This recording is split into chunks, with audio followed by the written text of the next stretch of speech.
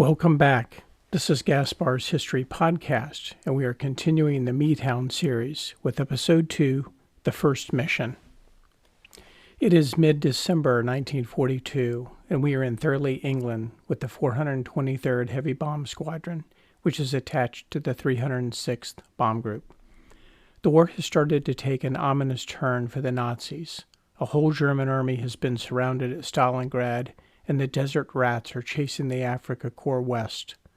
France remains under German occupation, and American and British bombers have started a bombardment campaign on German infrastructure in France.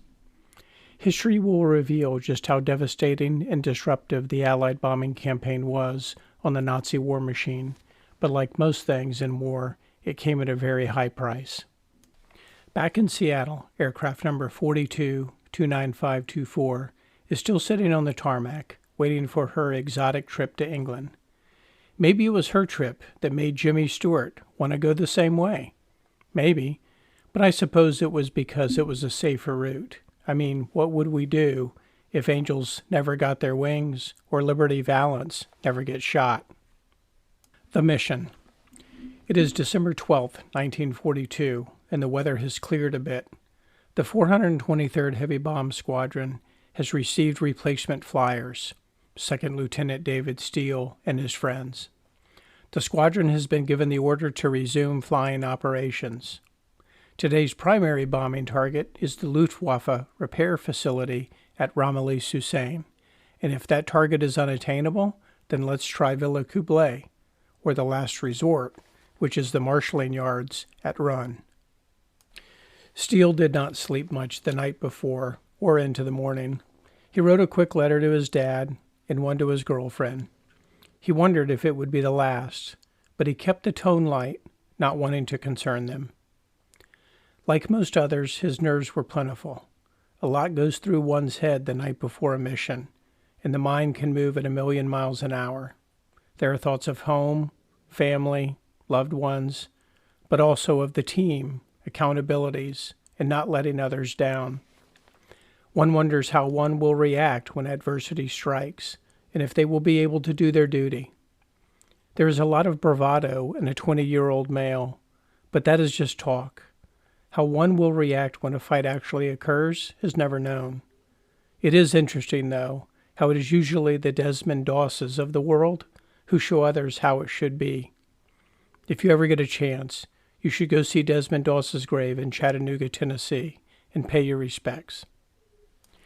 Steele was up by 3 a.m., but he had already been up.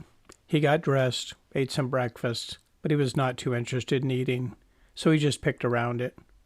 He was trying to keep everything in order. He knew he was flying with an experienced pilot and crew, even though the crew had not flown together before, which was always a challenge. Steele was flying with Lieutenant Uncle Bill Warner, a veteran who had been with the squadron since its inception in March of 1942.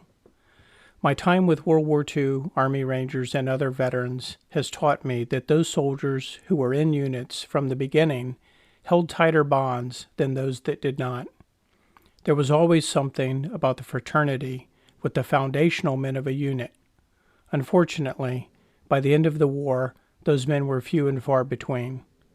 I also learned that replacements earned their stripes and became part of the fold after baptisms of fire. Lieutenant Warner was 28 years old, which made him older than most of the squadron. He was from the state of Connecticut. He was slender, clean-shaven, a young man with a happy, infectious smile. As he sat in the briefing room with his hat askew, he wondered about Steele, his new co-pilot and replacement for the day, especially on such a long mission into France. The pilots listened as the mission was revealed and detailed. There was usually a groan from the crews when the mission was revealed, no matter the mission. There was just varying degrees of moaning, depending on the complexity, the target, and the history. The plan was to use 18 aircraft and crews from 3 of the 4 306 Bomb Group squadrons, the 368th, 369th, and 423rd. The 367th would sit today's mission out, but they did loan a pilot, Lieutenant Riordan, to the 423rd. They would fly at high altitude, 20 to 21,000 feet. Warner and Steele would be at 21,000 feet and in the high position of the formation. High-altitude flying was preferred since a low-level attack on the St. Nazaire submarine pen the month before, but that's a story for another day, or at least one that gets weaved into missions going forward. The 18 aircraft were B-17F Flying Fortresses, a plane that Steele knew like the back of his hand. Even though Steele was comfortable and confident in the B-17, he knew today would be different. He knew the B-17s were the most recent versions with several upgrades, but they still had some weaknesses. The Boeing B-17 had been designed and first built in the 1930s. It made a strong first impression and was clearly the right choice for the bomber of the future. But then it suffered a catastrophic engine failure in one of its final tests. The contract was therefore awarded to another company, but a few B-17s were commissioned so that testing may continue. The decision to continue the B-17 development proved to be a good one, because ultimately the B-17 became the staple of the 8th Air Force in the European Air War. Having been an air cadet, Steele certainly had some interest in the history of the B-17, but his bigger interest was how that history would have an impact on the plane he was flying today. He knew that the B-17 had some deficiencies and that the Luftwaffe pilots were readily aware of them. Flying Fortress by name makes one feel pretty good. That name had been attached to the B-17 on its maiden test flight by Seattle Times reporter Richard Williams, no relation that I know of, after he saw the large number of machine guns installed on the aircraft. Steele knew that Flying Fortress was only a name, and that name would do nothing for you in combat. It was the crew that made the Flying Fortress sing, and today the crew he was flying with was new. The pilots listened as it was announced that Major Lanford of the 368th Squadron would be leading the 306th Bomb Group on this fateful day. The 306th was expected to fly 18 aircraft that would be stacked in formation with the lead squadron center forward. Then one squadron would be stacked high and one squadron would be stacked low. This formation provided the best defense for the bomb group. Picture, in your mind, close formation flying with aircraft at different angles. The 306 would build a matrix of sorts that provided a web of firing angles for defense. It also provided a broad set of eyes, views, and vision from which to see and assess danger. The 306 would also be tucked in behind the 305th, and they would be in front of the 303rd Bomb Group, I think. The mission's flight path was reviewed. It was straightforward, Steele thought. There were just a bunch of names he was not familiar with. From Thurley, the flight would take them south and east over Beachy Head, which sounded like a pretty nice place, then just south of Beauvais, France, towards Romilly-sur-Seine. After the bomb run, which is a specific process, the 306 would return south of Paris, then north and west to Rhone, make a bomb run if the primary targets were avoided, then head north and west to Beachy Head, and then back home. The mission is about 600 nautical miles, and at a cruising speed of 150 miles an hour, the mission would take 4 hours of combat flying time. The actual flying time would be much longer due to takeoffs, landings, and getting into formation. Steele's mind raced through the flight path. The primary target was 100 kilometers southeast of Paris, and Spitfire fighter cover would end at the French coastline due to the short range of the fighters. There, the bomb group would be met by the Luftwaffe, not really the welcome to France he had expected as a kid growing up in Greenville, Texas, which is just south of Paris's sister city, Paris, Texas. From Dieppe on the French coastline, Romilly-sur-Seine was 250 kilometers away, which meant that they would face 250 kilometers of Luftwaffe escorts into the target, plus another 250 kilometers of Luftwaffe escorts out of the target. It was going to be a long day, and he had had little sleep, which was his own fault, of course. Think of what it's like being in a stressful situation, whether it is at home or at work. Think about how you feel and how tired it makes you. These young men were flying long missions in large aircraft under very stressful situations, which, as you can imagine, wears on you. Hollywood makes everything so glamorous, and frankly audiences would get bored watching a bomb group get into formation, In fact, maybe you're bored just listening to it. But is it something you've ever thought about? Probably not, and don't spend too much time thinking about it now. Just know that it takes time to launch 18 planes, get them to altitude, and then into formation with 36 other planes. It was important to get the aircraft into the air and into formation as quickly and safely as possible, so it was not uncommon for takeoffs to be every 15 seconds or so. That's a pretty tight variance with nominal room for errors. To the planes. The call was given for crews to get to the planes.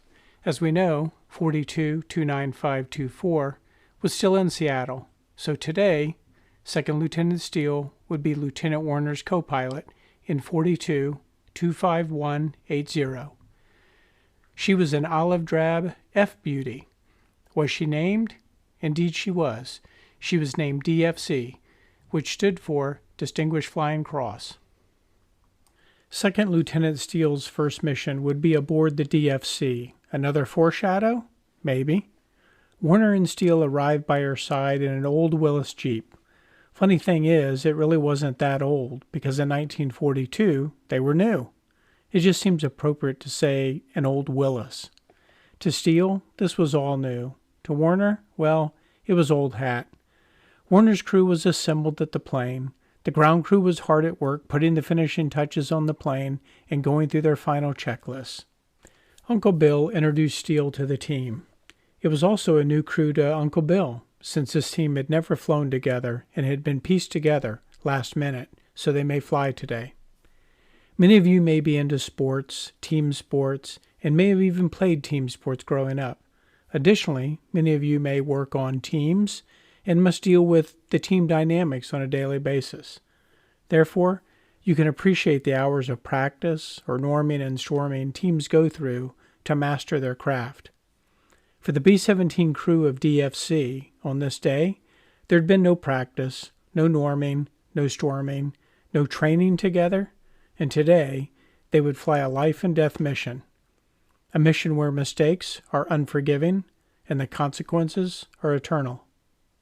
It's safe to say the crew was looking at each other, thinking, who are these cats? Lieutenant William Boggs is the navigator, and he is as green as steel, but they knew each other because they were replacements and had come in on the truck the day before. Lieutenant Chester May is the bombardier. In addition to Warner and Steele, May and Boggs, they were the other two officers on the DFC. On the radio is Tech Sergeant Eddie Espitalier. Staff Sergeant Claiborne Wilson is the engineer, and he is on the top turret gun. The thankless position of ball turret gunner is Sergeant Walter Morgan. He's originally from Minnesota, but was working in an aircraft factory in Portland at the beginning of the war. The waist gunners, right waist gunner is Staff Sergeant Colin Neely, and the left waist gunner is Staff Sergeant Robert Kissling. Espitalier, Wilson, and Neely had flown with Lieutenant Warner on that fateful October 9th day, the first mission. May, Counts, and Morgan, they flew that day too, but with other crews. It was not uncommon for crews to be mixed and to fly different aircraft on different missions. The fact is, attrition took both the crews and the aircraft, and many times you had to fly with who was available and in which aircraft was ready. Even though Uncle Bill Warner was a lieutenant, he was the captain of the crew, and with that came a significant responsibility. The Army Air Corps published a Combat Crew Captain's Handbook as a guide and a reminder to the captains of their responsibilities. On the 12th of December 1942, Uncle Bill broke down his handbook as follows. Steele, the co-pilot, is the potential crew captain, so make them your understudy for everything that you do. That's a good idea, since this is Steele's first day in combat. This also serves as a reminder that the captain of the ship may not be around even to finish the mission. I wonder if there's any foreshadowing here. Lieutenant Boggs, the navigator, is more important in combat than in training. He is considered the brains of the outfit, and he will man a gun when the fighting ensues. The bombardier, Chester May, he will take control of the ship on the bomb run, he will also man a gun when the Luftwaffe attacks, and at times he will navigate. The top turret gunner Wilson is the most important defender in the aircraft, so he is also the plane's engineer. Espitalier, the radio operator, can get you home when the navigation equipment is down. Eddie is also in the central part of the aircraft, which means he will man a gun, he will make repairs, and he will apply first aid if anyone gets hit. Morgan, the Minnesotan, with aviation built-in experience, he's going to be in the ball turret gunner position. He's going to be cold, uncomfortable, in a very precarious position. It's also important to remember he will usually fire more bullets than anyone else, which makes him critical to defense. The waist gunners, Neely and Kissling, they will man guns, apply first aid, and they will be the assistant engineers, while also being the backup radio operators if Eddie were to get hit. Bringing up the rear, literally, is the tail gunner Counts. He is critical to the plane's defense, while also being the eyes and the ears for the pilots. Counts will be able to see the formations, positions, and provide statuses that Warner and Steele cannot see. Uncle Bill knows the B-17 is nothing but a machine, a piece of equipment. It is the crew, the Steeles, Boggs, Mays, Espitaliers, Wilsons, Morgans, Neelys, Kisslings, and Counts that make it go. For me, it is why the human interest story is so interesting. Warner and Steele then progressed through their inspection around the ship. Steele was hoping the Flying Fortress could live up to her name. The DFC had 12 guns for defense. Wilson, top ball turret, Morgan, bottom ball turret, and Counts, tail gunner, would each be manning two 50 caliber Browning machine guns. Neely and Kissling, the waist gunners, Espitalier, May, and Boggs would each man one 50 caliber Browning machine gun. While inspecting the nose of the ship, Steele wondered if they would be attacked from the front, because the defenses were actually light there. And then he thought, well, that's where I would attack. DFC did have one nose left and one nose right 50 caliber Browning machine gun, and then there was a center 30 caliber Browning machine gun, but that was the only gun that could fire directly to the front. And even though it was a good gun and effective in ground combat, it was awfully inadequate for air defense, and he was right. As he continued around DFC, Steele could see the scars of war. Mainly flak holes, those uneven, jagged moles patched over with aluminum plates that were the B-17's cancer. Flak was far more deadly than Luftwaffe pilots, and the only defense was altitude, which was not always a luxury. The DFC, like other B-17s, had a wingspan of just under 104 feet and was just under 75 feet long. This was certainly the biggest plane Steele had ever flown, and for comparison, most people are familiar with the Boeing 737-300 that Southwest Airlines flies, along with other companies. The Boeing 737-300 is 95 feet wide and 110 feet long. So by comparison, the planes were fairly similar, with the B-17 having a longer wingspan due to its 4 engines, but the Boeing 737-300 is considerably longer if you believe 35 feet is considerably, of course. Steele looked over the 4 1,200 horsepower engines, which could deliver a top speed of 287 miles per hour and a cruising speed of 150 miles per hour. They looked good, but the stress of war takes its toll, so hopefully they would hold up. He also knew that his plane had a range of 3,750 miles. New York to Los Angeles is 2,500 miles, and that meant that they would outdistance their fighter protection, the Spitfires, which would leave them at the coast. The checklists were complete, the planes were loaded, and so the flying part of the mission begins. Major Lanford of the 368th Squadron would launch first, and then the other aircraft would tuck into position. Major Lanford was an original member of the squadron and an experienced veteran pilot. Warner and Steele taxied behind Captain Mac McKay, who was leading the 423rd Squadron. Warner and Steele would fly in the number 2 slot of the lead group next to Captain McKay. The 423rd Squadron would put 6 planes in the air today, and they all formed up, heading towards their first navigation point. It was not long before Steele realized the bomb group was not going to have its full complement of 18 ships, as aircraft started to turn back with mechanical issues. Warner was quick to remind Steele to be on the lookout for turning back aircraft and to shore up formation if lead planes were lost. The 368th Squadron, under Major Lanford's command, was able to get 5 aircraft into the mission. The 367th Squadron was not so lucky, as they would only get 4 of their planes in the air, but what was worse was 3 of them were forced to turn back due to mechanical issues. The 423rd Squadron put 6 aircraft in the air, but they would lose Lieutenant Urey also due to mechanical trouble, and he was forced to turn back just before they had crossed the channel. All of the broken aircraft were saved, and there were no emergency landings or forced landings.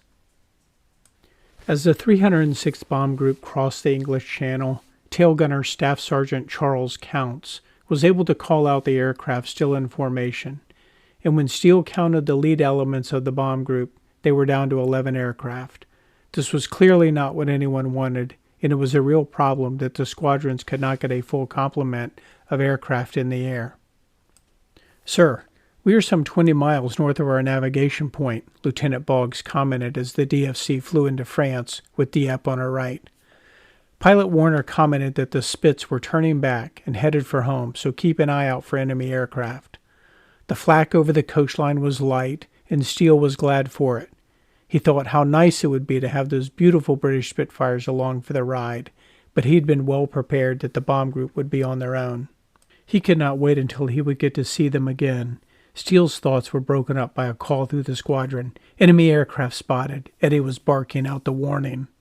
The 306th Bomb Group was now tucked in behind the 305th, and they were following them blindly. Warner recalls, "Blindly, I say." Now the enemy aircraft had been spotted. Warner knew the chase was on, and he knew it was going to be a long chase indeed. He calmly reminded the crew to man battle stations and keep a watchful eye. Steele was focused on the gauges, speed, engine performance, with that occasional wandering eye on the formation and the horizon. At 21,000 feet, it's cold, somewhere between -20 and -40 degrees Celsius. It's so cold you should not oil the guns because they will freeze. So cold that if your bare hands touch bare metal, it sticks. So cold that crews suffered from frostbite. Our story is relatively early in the war and very early in the Allied bombing campaign. These crews are pioneers, and you know what they say about pioneers. Pioneers get the arrows, while settlers get the land. This means these airmen were trying to manage layers of clothing, flight suits, electric suits, and oxygen masks, because at 21,000 feet, the elements will kill them faster than flak or bullets. They were learning on the fly, pun intended, because everything they are doing are firsts. At altitude, Steele can hardly move. He is layered in suits and gear, and his heart is pounding out of his chest. He is sweating and freezing at the same time. Everything is moving at a fast pace, but Warner is a calming presence, and an experienced pilot helps to calm one's nerves. At 28 years of age, Uncle Bill was an appropriate nickname. Okay, we're getting kind of long, so let's put in an intermission and end part 1 of episode 2. We are in the DFC, flying with Lieutenant Uncle Bill Warner and Second Lieutenant David Steele. The 306th Bomb Group is on a mission to bomb Romilly-sur-Seine. The squadron has just crossed over into France, the flak is light, and the first enemy fighters have been spotted. Until next time, just think of the things you can find when you are looking for something else. Gaspar, out.